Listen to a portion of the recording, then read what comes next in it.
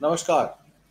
सुबह 9 बजे संस्करण में पब्लिक इंडिया में आपका स्वागत है। आज हम लोग चर्चा करेंगे ये जो ड्रग्स का कारोबार हो रहा है, ड्रग्स का इतना बड़ा हॉल हुआ है। संडे को भी आपने देखा किस तरीके से अभी तक पिछले 15 दिनों में 1288 किलो का ड्रग पकड़ा गया है। और ये कहा जा रहा है कि ये गोवा के द्वारा पहले दुबई से गोवा आता है और फिर गोवा से ये गुजरात जाता है। ये ड्रग्स गुजरात में कैसे पहुंचता है, कौन सी वो फार्मास्यूटिकल कंपनीज रजिस्टर्ड हैं अंकलेश्वर में, गुजरात में, जो इस ड्रग्स को, केमिकल्स को इंपोर्ट तो करती हैं फार्मास्यूटिकल्स दवाइयां बनाने के लिए, पर ये फिर लोगों तक कंजम्पशन के लिए रिफाइंड ड्रग्स, जो रिफाइंड कोकेन जिसको बोलते हैं, वो पहुंच जाती है हमारे नौजवानों के भविष्य को खराब करने के लिए। पंजाब में, मध्य प्रदेश में, हरियाणा में, हिमाचल में, जम्मू कश्मीर में इसका कारोबार होता है। और अगर इसकी मार्केट वैल्यू आके, तो जैसे मैंने आपको बताया कि 1288 किलो जो ड्रग है, उसकी पहली खेप जो अक्टूबर 1 को महिपालपुर दिल्ली में पकड़ी गई थी, एक पब्लिशिंग हाउस के गोडाउन में 562 केजी कोकेन पकड़ी गई थी। और 10 अक्टूबर को 208 किलो कोकेन जो है नमकीन के पैकेटों में वेस्ट दिल्ली रमेश नगर में पकड़ी गई थी। ये ज्वाइंट ऑपरेशन दिल्ली और गुजरात पुलिस का हुआ, जिसमें 518 किलोग्राम कोकेन, जिसकी मार्केट वैल्यू 5000 करोड़ रुपए है, वो गुजरात के अंकलेश्वर में अक्टूबर 13 को पकड़ी गई। अभी तक 7 लोग अरेस्ट हो चुके हैं। ये उस 700 किलोग्राम अगर कोकेन को जो दिल्ली में पकड़ी गई है उससे मिला लें तो ये टोटल 1288 किलो कोकेन पकड़ी जाती है। उसके बाद 40 किलो हाइड्रोपोनिक मैरिजुआना जिसको कहा जाता है, जो आप कहते हैं हाइड्रोपोनिक तरीके से हॉरिजॉन्टल लगा के और उसको खाद, पानी और लाइट देकर जिस तरीके से उसका कारोबार किया जाता है, तो वो हाइड्रोपोनिक वेजिटेबल्स की जगह अब हाइड्रोपोनिक वीड भी उगाई जा रही है। 40 किलो हाइड्रोपोनिक वीड भी पकड़ी गई है। और अभी तक सब मिलाकर टोटल 12 अरेस्ट हुए हैं। स्पेशल सेल ने अंकलेश्वर में कई ड्रग कंपनीज को रेड किया। उस रेड में ये माल पकड़ा गया। जैसे कि मैंने आपको बताया, पुराने शिप्स में ये माल दुबई से गोवा आता है और गोवा से जो है वो गुजरात में पहुंचता है। हालांकि आप लोगों को याद होगा कि गुजरात के मुंद्रा पोर्ट पर 2020-21 में 21-22 में 22,000 करोड़ का भी माल पकड़ा गया था। वो 22,000 करोड़ की शिपमेंट किसकी थी, कौन उसका, किसने उसको इंपोर्ट किया था, क्यों किया था, ये सारा मामला जो है वहीं दबा दिया गया। उसके बाद उसका कोई सुराग नहीं मिला। तो ऐसा लगता है कि कोई ना कोई सरकार में बैठा इन ड्रग लॉर्ड्स को बचा रहा है। और इस ड्रग्स की लड़ाई में आपने देखा है पहले भी गैंग लीडर्स आपस में लड़ते रहे हैं। हमारे साथ राकेश अचल जी जुड़ चुके हैं। नमस्कार, बहुत बहुत स्वागत है आपका। मध्य प्रदेश से गिरीश जोशी जी, आप गुजरात से जुड़ चुके हैं। आपको तो सारा इनका जो कच्चा चिट्ठा प्लान है वो भी आप सब समझते हैं। मैं पहली टिप्पणी गिरीश जोशी जी आपसे लूंगा, क्विक टिप्पणी लूंगा, और फिर राकेश अचल जी के पास आऊंगा क्योंकि उनको जाना है, तो उनसे मैं पूरी डिस्कशन कर लूंगा। उससे पहले उसके बाद उनको मैं रिलीव कर दूंगा। जोशी जी, पहली टिप्पणी, ये जो ड्रग हॉल है ये क्या है सारा मामला गुजरात का? आत्मजीत जी देखिए, ये जी गिरीश जोशी जी का फ्रेम फिजिकली जो है वो ह्यूमन इंटेलिजेंस पर ही काम करता है। इसमें आपका एआई काम नहीं आएगा, क्योंकि हमने कई ऑफिसर्स को मैंने देखा है हाउ दे वर्क। वो 5-5, 6-6 महीने तक वहां पर वर्कर बन के उस कंपनी में रहे। बाद में उन्होंने डिटेक्शन किया है। कई अच्छे ऑफिसरों को मैं जानता हूं। तो वो जब आपने स्ट्रेंथ ही खत्म कर दी, यही हालत हो गई कस्टम की। कस्टम में स्मगलिंग बड़ा नहीं है, क्योंकि ह्यूमन इंटेलिजेंस खत्म हो गया तो उनको कैच नहीं करेगा। आज एक ऑफिसर को अगर आपने 100 कंटेनर्स को फिजिकल वेरिफिकेशन कर दिया, और वो मोकरी ये है कि वो लिखता है फिजिकली वेरीफाइड। एक ऑफिसर 100 कंटेनर्स एक साथ 8 घंटे में नहीं कर सकता है। तो आपने और डेलिबरेटली ये जो रखा हुआ है। और नारकोटिक्स में आपको बेसिक एक संक्षिप्त में बता दूं कि 1985 का एनडीपीएस जो लॉ था उसको 2012 में बदल के, 21 में बदल के ये फाइनेंस मिनिस्ट्री से लेके होम मिनिस्ट्री में डाल दिया गया। अब इसी पे से आप समझ सकते हो कि पूरा ऑपरेशन ही चेंज हो गया। वो फाइनेंस मिनिस्ट्री के ऑफिसर्स थे, वो अभी अलूफ हैं। और अब होम मिनिस्ट्री में आने के बाद उसका पूरा वर्किंग सिस्टम जो खत्म हो गया। 21 के बाद ही ये ड्रग का नेक्सस बढ़ा है। ये बेसिकली हम डॉट्स ज्वाइन कर सकते हैं। जी जी जी, बहुत बहुत धन्यवाद। आपने कहा कि ह्यूमन इंटेलिजेंस में जब ये फिजिकल वेरिफिकेशंस होती थी, उसमें कस्टम्स में, ड्रग्स में सब पकड़ा जाता था। आज भी एयरपोर्ट्स पे ह्यूमन इंटेलिजेंस ही काम करती है। इस वजह से ग्रीन चैनल से निकलते हुए लोगों को जब वो ड्रग्स, करेंसी या कोई भी ऐसा सामान नॉट डिक्लेरेशन फॉर्म पे ना लिख के लेके जाते हैं तो वो पकड़े जाते हैं।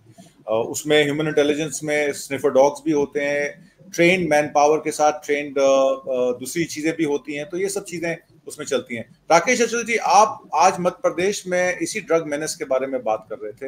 हालांकि मेरा मानना ये था कि ये ज्यादातर इसको पंजाब, हरियाणा और जम्मू कश्मीर में मार्केट किया जाता है या सेल किया जाता है। मध्य प्रदेश में क्या हो रहा है? मध्य प्रदेश की क्या खबर आप बता रहे थे आज मुझे, जरा मुझे विस्तार से बताइए इस बारे में। धन्यवाद अमरजीत जी। देखिए, मध्य प्रदेश गरीबों का प्रदेश है। हृदय देश जरूर है लेकिन बड़ा गरीब प्रदेश है। और यहाँ पर नशे का कारोबार पिछले कितने वर्षों से हो रहा है ये हम लोगों को ही पता नहीं है। छुटपुट तो होता था, पुलिस कभी किसी आरोपी को कोई किसी दूसरे मामले में नहीं रख पाती थी तो एक पुड़िया 2 ग्राम की, 10 ग्राम की रख दी, अफीम की, एमडी की या किसी भी ड्रग की, और उसको गिरफ्तार करने के लिए नारकोटिक्स एक्ट जो एनडीपीसी एक्ट था उसका इस्तेमाल करती थी।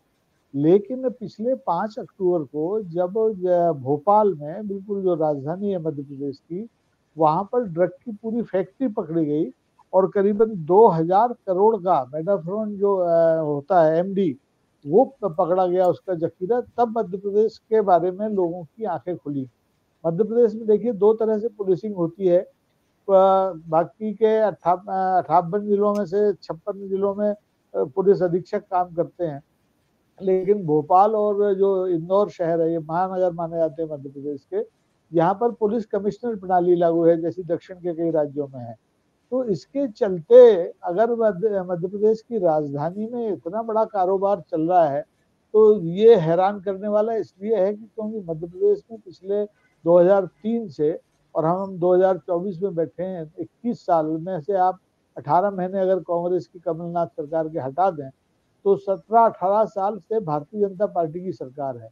और अब ये स्पष्ट हो गया है कि मध्य प्रदेश में ये कारोबार भारतीय जनता पार्टी की सरकार के संरक्षण में ही चल रहा है। कारण ये है कि अगर देखिए पुलिस को छूट दी गई होती तो पुलिस कमिश्नर प्रणाली के रहते हुए ये कारखाना भोपाल में न तो लग सकता था न सरवाइव कर सकता था। मध्य प्रदेश में आप हैरान होंगे कि मध्य प्रदेश की सीमाएं न पंजाब से लगती हैं, न हरियाणा से लगती हैं, राजस्थान से लगती है, गुजरात से लगती है। दोनों जगह भारतीय जनता पार्टी की सरकारें हैं। तो ये जो अजीब कनेक्शन है, राजनीतिक कनेक्शन भी है, सीमाओं का भी कनेक्शन है। अब जो झाबुआ में कल फैक्ट्री पकड़ी गई, वहां से 168 करोड़ का माल मिला है, एमडी मिला है। तो ये आप कभी अगर झाबुआ जाए तो अभी भी वहां पर लोगों के पास खाने के लिए 2 वक्त का अनाज नहीं है, और अधिकांश जो लोग हैं वो सीमा पार करके अपने गुजरात में रोजगार के लिए, छोटी मोटी दिहाड़ी के लिए जाते हैं। लेकिन वहां भी एमडी की इतनी खपत, ड्रग्स की इतनी खपत और उत्पादन हो रहा है, ये सीधे सीधे जाहिर करता है कि मध्य प्रदेश में इस कारोबार को सत्ता का, सत्तारूढ़ दल का, उसके नेताओं का संरक्षण मिला है। मजे की बात यह है कि इस जो छापेमारी हुई और जो फैक्ट्रियों का पता चला, कि मध्य प्रदेश की पुलिस को और मध्य प्रदेश की इंटेलिजेंस को इसके बारे में कुछ पता ही नहीं था। ये गुजरात से जो गुजरात टेररिस्ट जो सेल होता है वो है, और जो नारकोटिक्स का होता है, दोनों ने मिलकर जी, इन्होंने दोनों ने मिलकर अचानक कार्रवाई की। तो इससे मध्य प्रदेश पुलिस के की तो होश फाख्ता हो गए।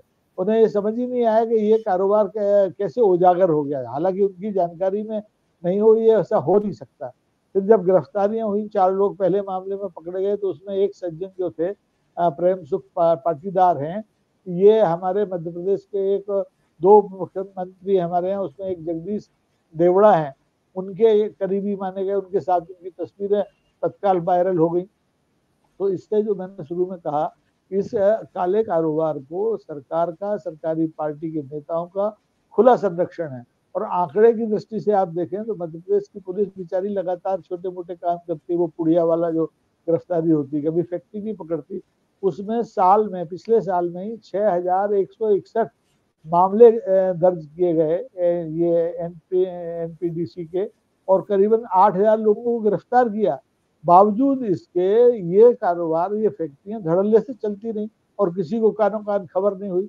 लेकिन हैरानी की बात यह है कि अभी तक 8 तारीख को, 8 अक्टूबर को पहला छापा पड़ा था और कल दूसरा छापा पड़ा है। मध्य प्रदेश सरकार की ओर से इस बारे में कोई स्पष्टीकरण नहीं दिया गया है। कोई सिर्फ ये कहा है हम कार्रवाई करेंगे, और पुलिस कमिश्नर का और पुलिस महानिदेशक की तो बोलती बंद है। वो तो बोल ही नहीं रहे हैं, क्योंकि नैतिक जिम्मेदारी पुलिस कमिश्नर की होती है। पुलिस कमिश्नर प्रणाली में ये फायदा होता है कि पुलिस का जो अधिकारी है वो सीधे दांडिक जो अधिकार है उसको है, वो सीधे जेल भेज सकता है, जमानत रद्द करा सकता है, जमानत दे सकता है। तो ये सब होते हुए भी अगर भोपाल में और झाबुआ जो आदिवासी बहुल इलाका है और बहुत गरीब इलाका है, वहां अगर ड्रग का कारोबार चल रहा है, तो आप समझ लीजिए कि एक समानांतर अर्थव्यवस्था मध्य प्रदेश में शुरू हो गई है। और आज से शुरू नहीं हुई, ये कई वर्षों से चल रही है। क्योंकि मध्य प्रदेश सरकार की जो स्थिति है, आप देख रहे हैं कि उस पर लगातार कर्ज बढ़ता जा रहा है। तनख्वाहें बांटने तक के लिए उसे कर्ज लेना पड़ता है। तो ऐसे में राजनीति कैसे चले, सरकार कैसे चले, तो मुझे लगता है कि ड्रग माफिया का इसमें बड़ा सहयोग रहा है। क्योंकि इसके पहले आप देखा, दिल्ली में आपने देखा कि 100 करोड़ का शराब का घोटाला हुआ, उसमें मुख्यमंत्री जेल चले गए, उनको अपने पद से इस्तीफा देना पड़ा। लेकिन मध्य प्रदेश में हजारों, 2-2.5 करोड़ से ज्यादा का तो माल अभी पकड़ा जा चुका है ड्रग्स का। इस मामले में न हमारे उप मुख्यमंत्री ने इस्तीफा दिया, न उनके खिलाफ कोई मुकदमा कायम हुआ, और न माननीय मुख्यमंत्री हमारे डॉक्टर मोहन यादव हैं, वो कुछ कहने के लिए तैयार है। वे बहुत भले आदमी हैं, वो कहते हैं हम मध्य प्रदेश में हर जिले में बरसाना बनाएंगे। लेकिन अब इस राज फांस होने के बाद ड्रग फैक्ट्रियों का ये लगने लगा है कि मध्य प्रदेश के हर जिले में ड्रगसाना बन गया है। बरसाना की जगह ड्रगसाना।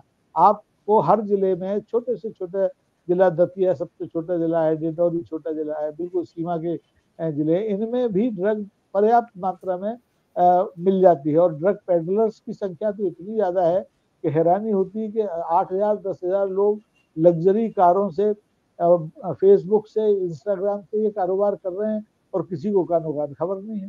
तो ऐसे में मध्य प्रदेश में पुलिस का होना, गृह विभाग का होने का कोई मतलब नहीं है। सीधे सीधी बात है कि सैया भय कोतवाल तो अब डर काहे का।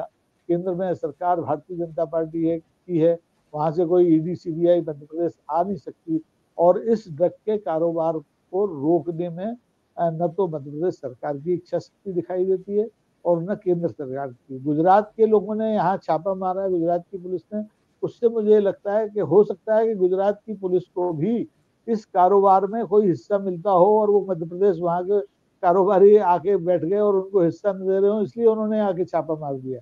अन्यथा आपने शुरू में प्रस्तावना में बताया, गिरीश जी ने बताया, मुद्रा पोर्ट पर इतना माल मिला था, आज तक उसका आता पता नहीं है किसका माल था, कौन ने मंगाया, किसको बेचा। तो मध्य प्रदेश सरकार को बेनकाब तो उन्हीं की सहयोगी पार्टी जो है, सहयोगी दल है, उनका सहयोगी क्या, मात्र संस्था, सहोदर भाई है गुजरात वाले, और उन्होंने, उस सरकार ने, मध्य प्रदेश की सरकार की जांग उगाड़ के दिखा दी है कि ये लोग भी नशे के कारोबार से पॉलिटिक्स कर रहे हैं, नशे के कारोबार से अपनी सरकार चला रहे हैं और नशे के कारोबार से ही लगातार जीतते आ रहे हैं। अन्यथा 2023 के विधानसभा चुनाव में वही परिदृश्य था जो हरियाणा के विधानसभा चुनाव में था। सारे जो आपके सर्वे आ रहे थे उसमें लग रहा था कि कांग्रेस की सरकार बनेगी, लेकिन कांग्रेस की सरकार नहीं बनी। अब मुझे समझ में आता है कि इस राजनीतिक उठापटक के पीछे भी शराब माफिया तो छोटा होता है। शराब माफिया उतना पैसा सरकार को भी नहीं दे पाता, पुलिस को भी नहीं दे पाता, लेकिन ड्रग माफिया इस मामले में उसके हाथ बहुत लंबे हैं और वो ये लगातार करके दिखा रहा है। मध्य प्रदेश में आपको हैरानी होगी कि जब से बीजेपी की सरकार है 18-19 साल से, किसी नई शराब फैक्ट्री को परमिशन नहीं दी गई खोलने की, लेकिन ड्रग फैक्ट्रियां 2 अभी पकड़ी जा चुकी हैं। इनके लिए तो परमिशन की जरूरत होती नहीं है, ये तो केवल मूक सहमति से चलती हैं और अब पकड़ी गई है, ये उनका दुर्भाग्य है। लेकिन ये मुझे लगता है कि ये कार्रवाई बहुत बड़े स्तर पर होनी चाहिए, तभी ईमानदारी से कोई बात बन सकती है, अन्यथा तो बड़ा मुश्किल है कि आरोपी पकड़े जाए। जी जी जी। जोशी जी, मैं आपके पास वापस आता हूँ, राकेश असल जी भी रहेंगे थोड़ी देर। आपने गुजरात की बात की, गुजरात में ये फार्मा कंपनीज रजिस्टर कैसे होती हैं, इन फार्मा कंपनीज के जो मालिक होते हैं क्या वो पकड़े जाते हैं जब ये ऐसी ड्रग हॉल्स होती हैं? और जो बात राकेश अचल जी ने कही कि सत्ता के पेट्रनेज के बगैर जो आदमी शराब का कारोबार नहीं कर सकता वो ड्रग्स का कारोबार कैसे कर रहा है इस देश में, जिसमें प्रॉफिट ऑफ मार्जिन 1000, 2000, 3000% तक है। और आपने देखा उड़ता पंजाब में समय की सत्तारूढ़ शिरोमणि अकाली दल और उनसे जुड़े सुखबीर बादल के रिश्तेदार और सुखबीर बादल पर डायरेक्ट इल्जाम लगता था कि उड़ता पंजाब के लिए सुखबीर बादल और उनके साले साहब जिम्मेदार हैं। हरियाणा में ड्रग मेनेस के लिए सीधा सीधा कह दिया जाता है कि भारतीय जनता पार्टी के लोग इन्वॉल्व हैं इसमें। जम्मू कश्मीर में चिट्टा कैसे पहुंच गया ये आज तक लोगों को समझ में नहीं आया, जबकि अफगानिस्तान से, पाकिस्तान से, दुबई से, गोवा से, गुजरात होते हुए ये माल जम्मू कश्मीर कैसे पहुंचता है कि पुलिस को, इंटेलिजेंस को, ह्यूमन इंटेलिजेंस हो, नारकोटिक्स हो, टेररिस्ट सेल्स हो। क्योंकि आपने कहा नोटबंदी के बाद जो है काला पैसा खत्म हो जाएगा, टेररिस्ट फंडिंग खत्म हो जाएगी, पर इस ड्रग्स के द्वारा तो टेररिस्ट फंडिंग भी होगी, क्योंकि ये पैसा वेपन्स खरीदने के लिए भी यूज किया जा सकता है, एंटी इंडिया एक्टिविटीज करने के लिए भी यूज किया जा सकता है। और ये सारा पोर्ट्स के माध्यम से ही तो आ रहा है, हवाई रूट से तो आ नहीं सकता, आता तो पुराने कार्गो जहाजों से ही है। तो इसका मतलब जो हमारी सीमा है, गुजरात है, चाहे वो त्रिवेंद्रम है, चाहे वो वेस्ट बंगाल है, जितने भी पोर्ट्स हैं वो भी प्राइवेटाइज 70% पोर्ट सिस्टम अदानी के कब्जे में है। तो बगैर अदानी के नॉलेज के, बगैर सरकार के नॉलेज के ये ड्रग्स पूरे हिंदुस्तान में स्प्रेड कैसे हो रहा है? इसका नेटवर्क क्या है, मैं आपसे समझना चाहता हूँ। आत्मजीत जी देखिए, ये स्मगलिंग का और इसका जो काम है ये कोई नया नहीं है ये, और इनकी जो मॉडस ऑपरेंडी है ये हमेशा ही आपके इंटेलिजेंस ऑफिसरों से 2 कदम आगे रहते हैं। तो ह्यूमन इंटेलिजेंस से ये होता था कि वो ऑफिसर उसी जगह में डिप्यूट कर देते थे और वो बिल्कुल होमवर्क करने के बाद ये कैचअप करते थे। अब ये नहीं, आपने ईज टू डूइंग सिस्टम, आप इनकी मॉडस ऑपरेंडी पे मैं आपको समझा सकता हूँ कि एक तो ये है कि हम लोग भाई ऑथेंटिकली तो गवर्नमेंट नहीं चाहेगी तब तक हम उसको एस्टैब्लिश नहीं कर पाएंगे कि इतना सारा ड्रग्स क्यों आने लगा। एक आप समझिए, एक जो डाउट है जो कुछ जर्नलिस्ट या जो ऑफिसर्स रिटायर्ड मानते हैं कि कोरोना के बाद आपको एंटी डिप्रेशन ड्रग की जो डिमांड थी वो वर्ल्ड में 300 टाइम्स बढ़ गई। आपके फार्मा यूनिट्स ऑल इंडिया इतने ज्यादा, सबसे ज्यादा रजिस्टर्ड फार्मा यूनिट गुजरात में 3333 है, बाकी स्टेट्स में भी हैं। अब उनको जो बेसिक जरूरत होती है वो की स्टार्ट मटेरियल होता है जो आज भी 100% आपको चाइना देता है पूरे वर्ल्ड को। एक आपको एक्टिव फार्मास्यूटिकल इंग्रेडिएंट है जिसको एपीआई बोलते हैं, वो भी हमारा डिपेंडेंस अभी भी शायद 30% तक हम लोग पहुंच पाए। तो ये जो दवाई आ रही थी इसका, क्योंकि एनडीपीएस में एक बेसिक रूल है कि जब भी पकड़ा जाता है तो पहले उसका 24 घंटे में एनालिटिकल रिपोर्ट आ जाता है कि भई ये केमिकल था, वो किस ग्रेड का था, कितना प्यूरिफाइड था, तब जाके उसकी कॉस्ट डिसाइड होती है। अगर चरस के डेढ़े ऐसे ही पकड़ लिए तो उसका मार्केट वैल्यू कुछ भी नहीं, क्योंकि वो प्रोसेस नहीं था। तो ये जो ऑफिसर होते थे वो, अभी इसमें क्या मॉडस ऑपरेंडी चेंज होती रहती है। तो आपकी 302 स्मॉल पोर्ट्स हैं, तो स्मॉल पोर्ट से पहले ये आता था। आपको मैं इंसिडेंट बता दूं, मैं एक सेंट्रल आईबी से बहुत ही सीनियर ऑफिसर आए थे, उनको मैंने ऐसे कैजुअली बात करी थी, मतलब आपके कुछ पोर्ट्स तो है वो अनगाइडेड है, तो उस पर कैसे वो कुछ भी कोई माल लेके आ जाएगा तो आप कैसे करोगे। He didn't believe that. तो वहां पे हमारे मुंद्रा में एक बेसिकली जीएमबी का एक छोटा सा पोर्ट था, तभी तो we were not still so developed. तो वहां पे रॉक सॉल्ट आया करता था पाकिस्तान से, तो वो पाकिस्तान में भी क्योंकि जीरो टैक्स आइटम थी और उसमें कुछ नहीं था, तो वहां पे कुछ नहीं होता, एक वो कॉन्ट्रैक्टर बैठा होता था, वो आपके छोटे से जहाज में नमक भर देता था और आप चले आते थे। लेकिन वो वाइट ब्राउन शुगर के चक्कर में इन्होंने बोल दिया कि भाई पाउडर नहीं आने देंगे, आप लम्स ले आओ। तो लम्स की बोरियां ले आते थे, वो पोर्ट पे फेंकते थे, रूमेजिंग नहीं होता था क्योंकि वो पोर्ट में कोई टैक्स इन्वॉल्वमेंट था नहीं, ऑफिसरों को इंटरेस्ट नहीं था क्या ले आता, क्योंकि बहुत ही रिमोट में तो पोर्ट था। तो वो बाकायदा आके अपने फेंक देते थे बोरे, जो बाद में डीलर होता था वो आके उठा के लेके जाता था। हमारी प्रेजेंस में वो जहाज आया, छोटा सा डो था 500 600 टन का, उसने मटेरियल फेंका और वो ले गए। तो साहब ने बोला एक बोरा हम भी ले लेते हैं, मैं डाल दो डिक्की में, अगर पकड़े जाएंगे तो आप पूछिएगा, आप बोल दीजिएगा अपने। There was nobody to check us on the port, हम लोग वो लेके चले गए। तो अगर ऐसे सब लूप होल्स जो थे उसमें से मटेरियल कहीं भी आता था, लेकिन अभी ये स्मार्ट हो गए। आप समझिए अगर 87 टन 2021 से अभी तक 89 टन अगर पकड़ा गया ना, तो ये छोटी अमाउंट नहीं है। क्योंकि ये ग्राम्स और मिलीग्राम्स में कंज्यूम होता है। मतलब कम से कम 80 लाख आदमियों ने उसको कंज्यूम करने के लिए मंगाया होगा, तो I think that is not possible for human consumption. तो ये डाउट क्रिएट करता है कि फार्मास्यूटिकल में जो एंटी डिप्रेसेंट ड्रग्स का भी ये रॉ मटेरियल है, उसको प्रोसेस करें। और पहले इजी टू डू बिजनेस था, तो पहले फार्मास्यूटिकल यूनिट डालना मतलब बहुत ही बड़ा सिरदर्द होता था। आपको नार्कोटिक से परमिशन लेनी पड़ती थी, रॉ मटेरियल आपका कितना आएगा वो पहले एफडीए में डिक्लेयर करना पड़ता था, वो सारा सब रूल्स निकल गए, तो उसके बाद इजी हो गया। और अभी लेटेस्ट एक मॉडस ऑपरेंडी, किसी ऑफिसर से मैं बात कर रहा था कि इन लोगों ने जो प्राइवेटाइजेशन किया है, this is the biggest hiccup there.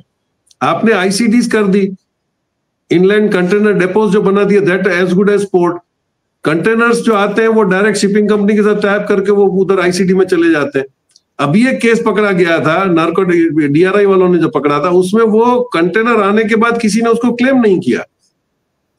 अब जब क्लेम नहीं किया है तो वो पड़ा है, तो उसको, क्योंकि वो कुछ ऑफिसर्स मिले हुए थे, वो हर 3 महीने के बाद एक वो स्टेटस रिपोर्ट बनाने के लिए उसको खोलते थे। वो खोलने के बाद उसमें से जो 1-2 किलो का पैकेट होता था वो उसका बंदा लेके चला जाता था। तो कंटेनर तब पकड़ा जाएगा जब उसका लोकेशन डिसाइड ट्रैक होगा कि भाई ये किसने मंगाया था, कहाँ गया। वो कंटेनर कहीं जा ही नहीं रहा है, वो वहीं पड़ा आईसीडी में, और वहीं से उसका माल जो निकालना है वो निकाल के चले जा रहा है। वो 1 साल 1.5 साल के बाद वो ऑटोमेटिक जब खाली हो जाएगा तो कस्टम उसको ऑक्शन करके खत्म कर देगा। क्यों? कंटेनर, दिक्कत इतनी शॉर्टेज होने के बाद भी कंटेनर ओनर कंटेनर नहीं मांग रहा है। मतलब ये पूरा नेक्सस है। आज मेरा अगर कंटेनर कहीं पड़ा है, मेरे को काम में लगाना है, तो मैं मांगूंगा कि सब मेरा कंटेनर कॉन्फिस्केट करके क्या हुआ है। तो काफी ड्रग्स माफियाज भी बहुत आपसे ज्यादा स्मार्ट हैं। अभी भी आप देखिए, जो दरिया में मिल रहा था वो यूजलेस हो गया मटेरियल, तो उन्होंने फेंक दिया। और अभी होड़ लगी हुई है कि कौन सबसे ज्यादा माल पकड़ता है। और 2021 के बाद जब फाइनेंस मिनिस्ट्री से ये चला गया, तो आपके जो इंटेलिजेंट ऑफिसर्स थे डीआरआई में, कस्टम्स में, वो बाकायदा लेम हो गए, क्योंकि अभी होम मिनिस्टर डिसाइड करती है कौन ऑफिसर कहां जाएगा। तो ये पूरा नेक्सस हो गया, ओपन ग्राउंड हो गया है। ऊपर से आपने फ्री ट्रेड जोन्स बना दिए जो सेल्फ डिक्लेरेशन में चलते हैं, वहां कंटेनर ना आते वक्त चेक होता है ना जाते वक्त चेक होता है। तो आपने जो ये सब ओपनिंग दी है, इसके लिए ऐसा नहीं होता कि यू कैन डाउट एवरीबडी कि एवरीबडी स्मगलर, लेकिन वहां पर ह्यूमन इंटेलिजेंस का होना बहुत जरूरी है, और उसी को आपने कट कर दिया। तो आपने रेलवे में भी देख लिया, सिक्योरिटी के आपने आदमी कम किए तो उसका आउटकम क्या है। तो अगर इंडिया को इंटेलिजेंस नेटवर्क में काम करना है तो you will have to have human intelligence, उसके बगैर ही नहीं होगा। क्योंकि ओपन फील्ड हो गया तो ये सब आ रहा है। गुजरात में तो एक नया बिजनेस शुरू हुआ है, दैट इज स्पा। इतने सारे स्पा शुरू हो गए, और आपने एक आदमी को गलत करने का लाइसेंस दे दिया तो वो एक काम नहीं 3 काम भी करेगा। उसमें वहां क्या जा रहा है, क्योंकि वहां पे अब इंस्पेक्शन नहीं है, क्योंकि it is all set and done, सबके हफ्ते हफ्ते पहुंच रहे हैं, तो कोई उसका इंस्पेक्शन नहीं होता है। वहां पे देह व्यापार भी हो रहा है, ड्रग का व्यापार भी हो रहा है, चेकिंग कभी कैजुअली कर लेते हैं थोड़ा सा दिखाने के लिए। तो I think we are in very bad shape. अगर हम इसको रिवाइव नहीं कर पाएंगे, नेशनल इंटरेस्ट अगर हमारे ऑफिसरों में नहीं आएगा, तो India is going to become Somalia, उसमें ज्यादा देर नहीं लगेगी। जी सर। जी, मतलब कि हमारे यहाँ जो व्यवस्था है, आप देख रहे हैं ऑलरेडी जो एक्स्ट्रा किलिंग्स हो रही हैं, सड़कों पे गोलियां चल रही हैं, जेल में बैठ के, साबरमती जेल में बैठ के लोग ड्रग्स का क्या मतलब फिरौती का भी कारोबार कर रहे हैं, ड्रग्स का भी कारोबार कर रहे हैं, और पूरे एक स्टेट, मतलब स्टेट के पैरेलल एजेंसी चल रही है जो किसी चीज पे खफा हो जाए तो आपके घर में आपको फिरौती की चिट्ठी भी भेज देगी, आपको अगवा भी कर लेगी, आपको मार भी देगी अगर आप फिरौती के पैसे नहीं देंगे। हमारे यहाँ मतलब दिल्ली में इन चीजों का हमने कभी देखा ही नहीं। हम बॉम्बे से सुनते थे कि मुंबई में क्योंकि वहां पे समुद्र के द्वारा बहुत सारा सामान जो है वो पहुंचा दिया जाता है, इसलिए वहां पे ड्रग लॉर्ड्स हैं। करीम लाला का समय सुना हमने, हम लोग फैंटेसाइज करते थे कि इस तरह से वहां पे अंडरवर्ल्ड काम करती है। अब तो दिल्ली में अंडरवर्ल्ड काम करती है, कहीं भी घुस जाते हैं, किसी को भी गोली मार देते हैं। या मेरे घर के बाहर नादिर शाह को गोली मार दी, उसका कसूर ये था कि वो 5 करोड़ रुपए उसके पार्टनर से मांगे गए, और लॉरेंस बिश्नोई का उसको फोन जाता है, वीओआईपी कॉल आ जाती साबरमती जेल से कि मैं ही हूं, मैं ही पैसे मांग रहा हूं, मेरे पास समय नहीं है, पैसे दे दो नहीं तो वो बीच में मांडवाली के लिए एक आदमी, उनका पार्टनर नादिर शाह यहाँ जिम चलाता है, वो आता है, दुबई में रहता है, यहाँ आता है तो उसको कत्ल कर दिया जाता है। देखिए अब इस तरीके से। और सबसे मजे की बात यह है कि मुंबई पुलिस जब गुजरात पुलिस को कहती है कि इसको हमें पुलिस कस्टडी में लेना है, इसके 3 गुर्गे पकड़े गए हैं और सब लॉरेंस बिश्नोई का नाम ले रहे हैं, तो गुजरात पुलिस कहती है कि अभी हम आपको कस्टडी नहीं दे सकते इसकी। 2 बार उनकी जो पेशकश है मुंबई पुलिस की, वो गुजरात पुलिस ने ठुकरा दी है। अब मामला ये आ जाता है कि इन लोगों को संरक्षण जिस तरीके से गुजरात से, या मुंद्रा पोर्ट की हम बात करें, गुजरात में पोर्ट्स हैं, आपने 302 पोर्ट्स का नाम लिया, उसमें कितने पोर्ट्स प्राइवेटाइज्ड हैं, किसके हाथों में वो पोर्ट्स चल रहे हैं, अगर उसकी तहकीकात करें तो सरकार क्यों चुप बैठी है? भाई देखिए, अगर ड्रग्स पकड़ा गया है और मान लीजिए उसमें कुछ कंपनीज का नाम आ रहा है, चाहे वो गुजरात की हो, या वो पंजाब की हो, या वो उत्तर प्रदेश की हो, जो राकेश अचल जी ने कहा, चाहे मध्य प्रदेश की हो, तो पॉलिटिकल इंटरफेरेंस क्यों की जा रही है? आपने ह्यूमन इंटेलिजेंस की बात की गिरीश जी, राकेश अचल जी, आखिरी में सवाल मेरा आपसे ये रहेगा, ये इंटेलिजेंस, ह्यूमन इंटेलिजेंस या ट्रेन्ड मैन पावर हमारे यहाँ जो देश में है, उनको तो सिखाया जाता है आपको काम कैसे करना है, पर जब ये पॉलिटिकल इंटरफेरेंस शुरू हो जाती है और देश के राजनेता जिनको इलेक्ट करके सरकार बना के भेजा जाता है, जब उनसे पूछा जाता, जब उनका काम होता है कि इनको इंडिपेंडेंट, कई पुलिस कमीशन बैठे जिन्होंने कहा कि पुलिस को, आईपीएस को हमेशा उसको अलग कर दीजिए, उसको आप एग्जीक्यूटिव के अंदर मत करिए, एग्जीक्यूटिव के अंदर करेंगे तो फिर वो उनके नौकरी बन के रह जाएंगे। तो ये पॉलिटिकल इंटरफेरेंस से जो काम हो रहे हैं, इस पे रिफॉर्म्स, पुलिस रिफॉर्म्स क्यों नहीं होते हैं? क्या प्रॉब्लम है? देश के जो हमारे संसद में लोग बैठे हैं या जो असेंबली में लोग बैठे हैं, इनको क्या प्रॉब्लम, क्या दिक्कत है? पैसे की दिक्कत है, या इनको खाना नहीं मिल रहा है, या इनको रिक्वायर्ड जो काम करने का जो तरीका होता है वो नहीं मिल रहा है, कि लालच ही है जो सब कुछ सर्वोपरि है? जी राकेश अचल जी। सिंह साहब, देखिए, हकीकत ये है कि हमारे देश में पुलिस रिफॉर्म को लेकर के लंबे समय से, बल्कि मैं तो समझता हूँ कि 2-3 दशक हो गए हैं, बहस चल रही है। आयोग, धर्मवीर आयोग किसी जमाने में बनाया था, उसकी सिफारिशें आई, लेकिन किसी सरकार ने उसको लागू नहीं किया। तब अपने ढंग से पुलिसिंग करना चाहते हैं। कोई पुलिस कमिश्नर प्रणाली 2 जिलों में लगाए हुए है, कोई पूरे प्रदेश में लगाया है, किसी ने कहा लगाना ही नहीं है।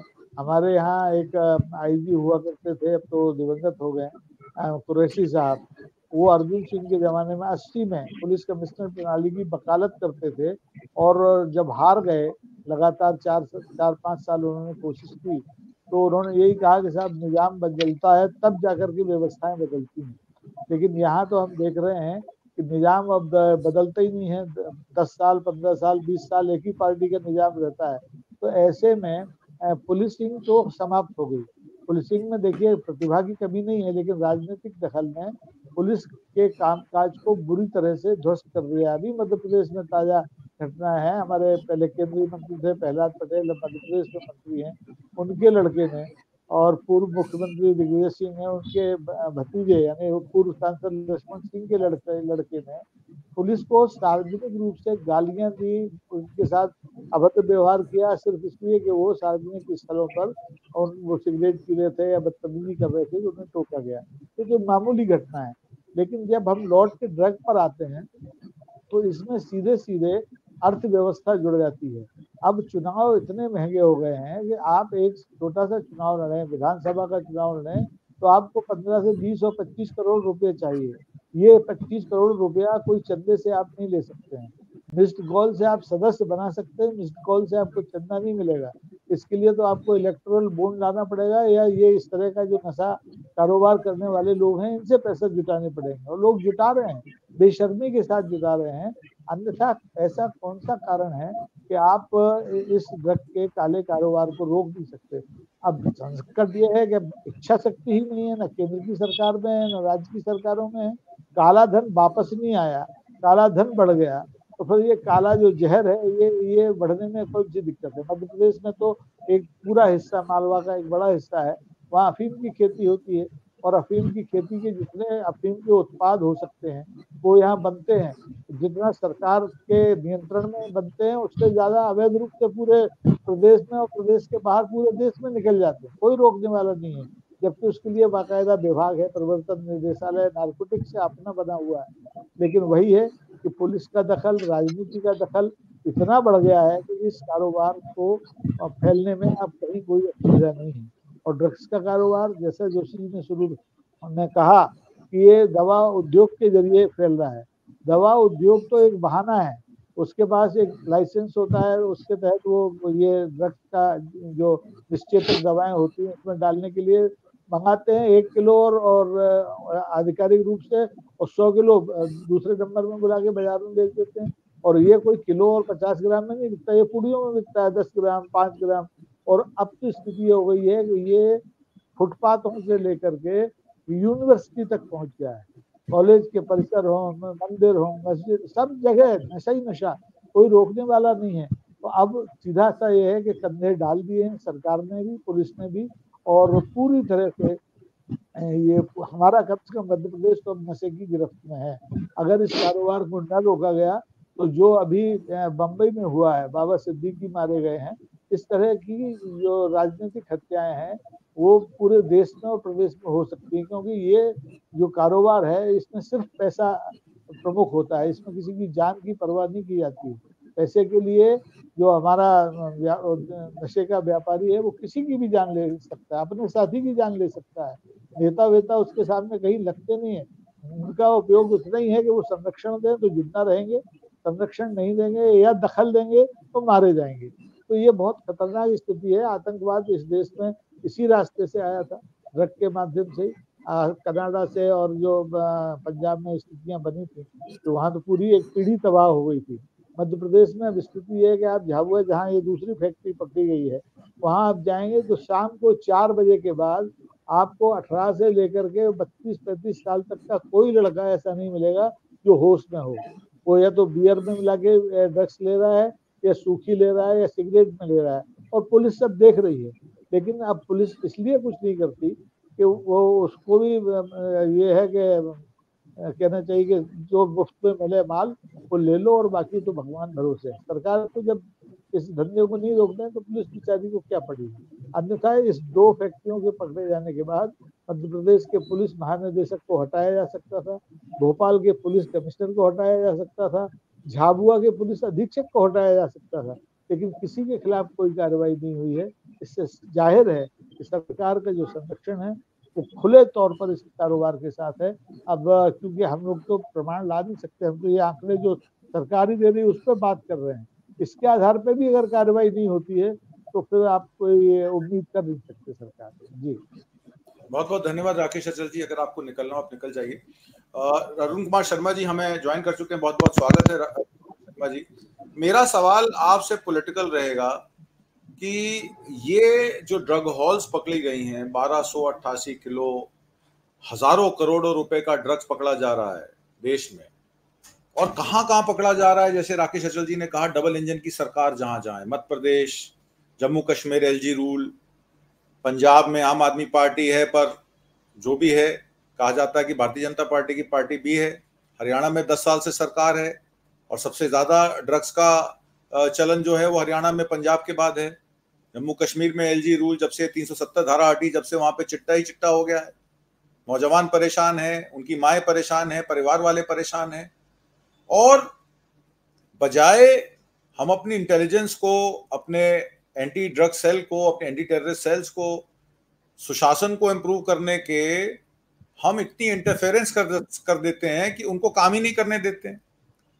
आपको याद होगा, शाहरुख खान का बेटा एक पार्टी में जाता है, वो जहाज पे, यॉट पे पार्टी होती है, और वहां पर उसको ये कहा जाता है कि उसके जेब में से पुड़िया मिली, शायद 1 या 2 ग्राम होंगे, 3 ग्राम होंगे, इससे ज्यादा पुड़िया तो नहीं होगी।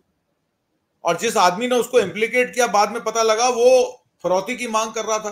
तो उसमें और लॉरेंस बिश्नोई में क्या फर्क है, जो जेल में बैठ के फिरौती मांग रहा है, कभी सलमान खान से मांग लेता है, कभी किसी से मांग लेता है।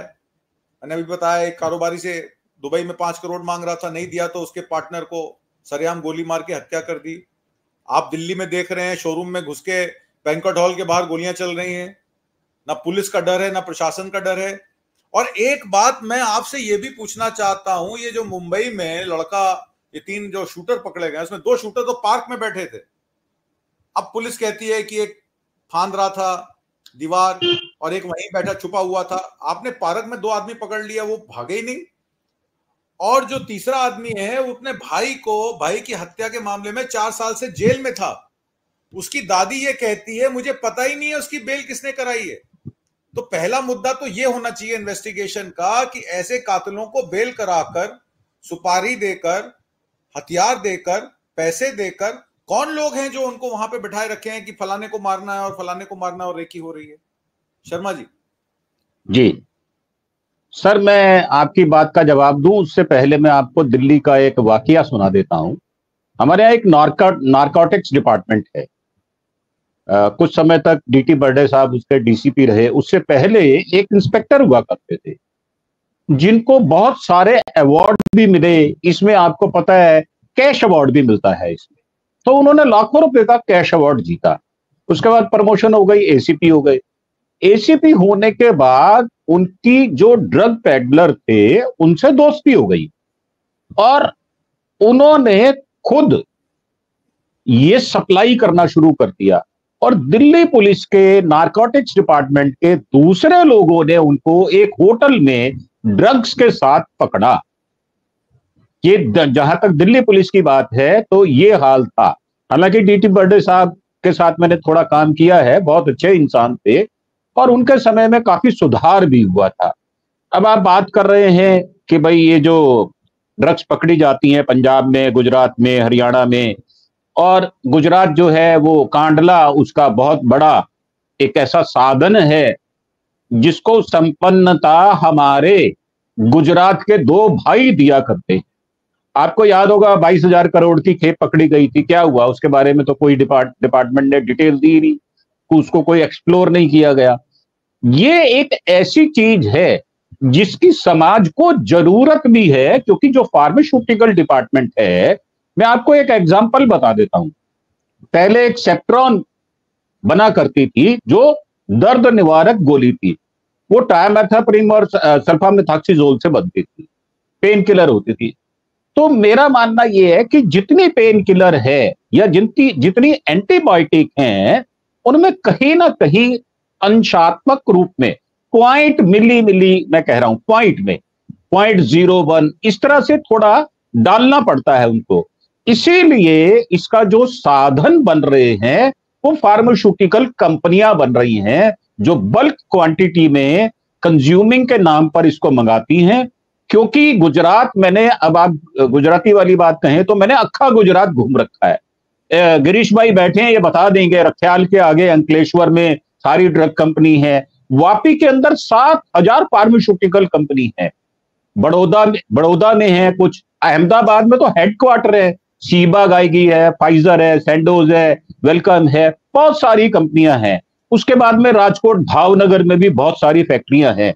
तो कंजम्पशन एक्चुअल गुजरात करता है।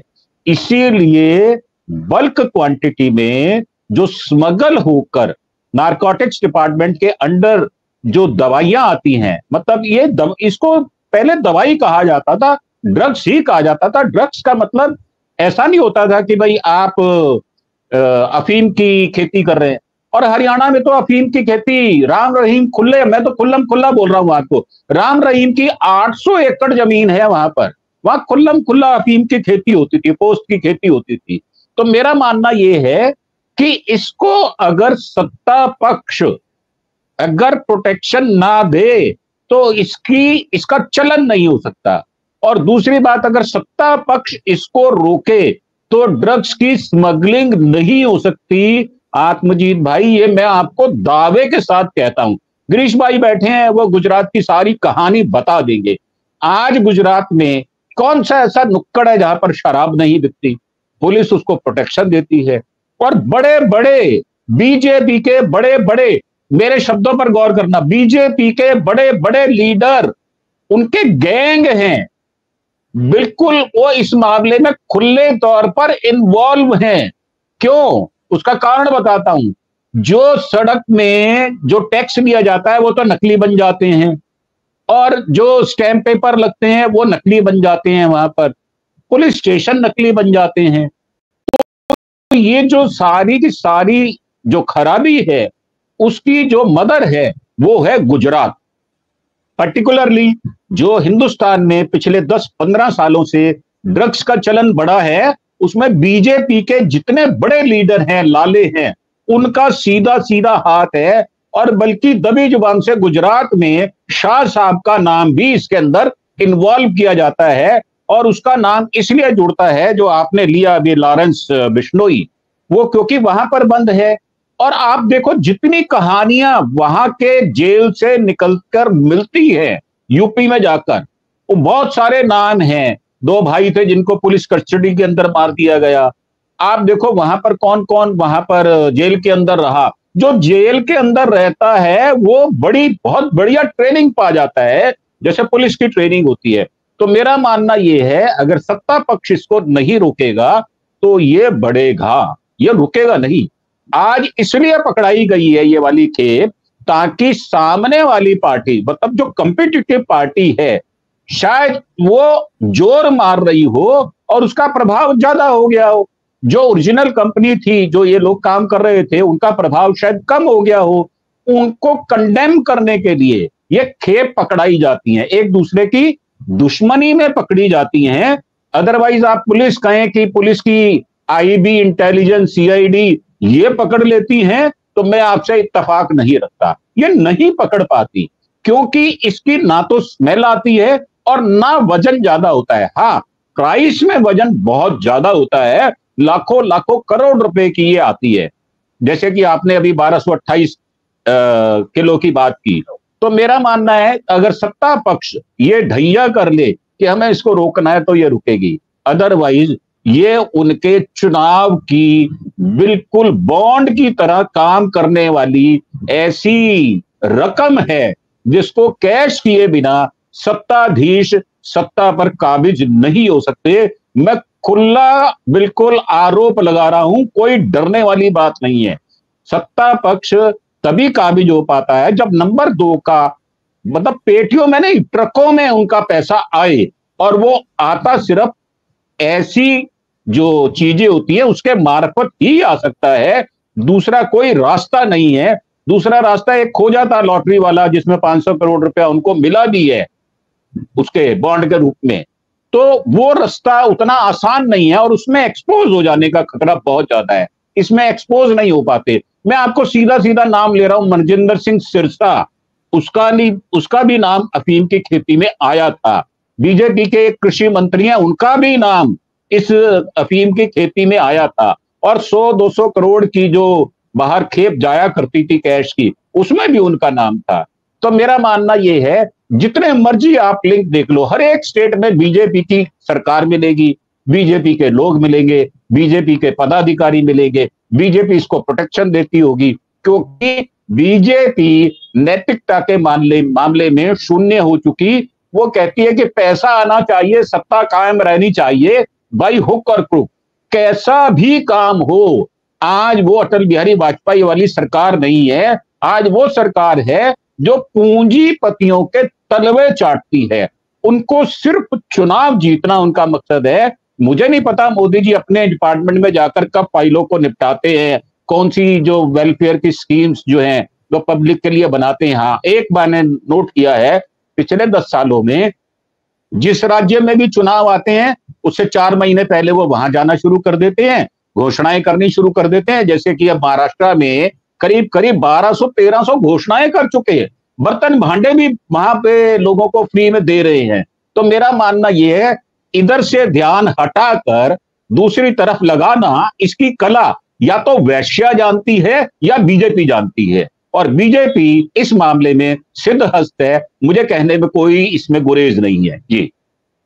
जी, आपने जिस तरफ इशारा किया, इलेक्टोरल बॉन्ड्स के थ्रू ये फार्मा कंपनियां जो पैसा दे रही थी, और बाद में पता लगा कि ये जो फार्मास्यूटिकल्स हैं और कुछ नहीं, टैल्कम पाउडर है। तो जाहिर तौर पे बात है, जब आप इलेक्टोरल बॉन्ड खरीद लेंगे तो फिर जब सैया भय कोतवाल जो राजेश अचल जी ने कहा, तो डर काहे का, वही बात यहाँ सिद्ध हो जाती है।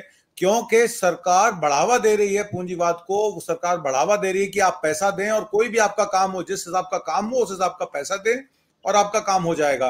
हालांकि इसमें जो सबसे ज्यादा प्रॉब्लम आएगी वो उन नौजवानों को आएगी, उन परिवारों को आएगी जिनका भविष्य नष्ट हो रहा है, जिनके परिवार नष्ट हो रहे हैं, जिन माओं के बेटे जो हैं वो ड्रग्स के चक्कर में और ये वायलेंस में और ये क्या नाम है, गन बैटल्स में जिस तरीके से उनको इन्वॉल्व किया जा रहा है, ये हमारे आने वाली पीढ़ी के लिए बहुत दुखदाई है।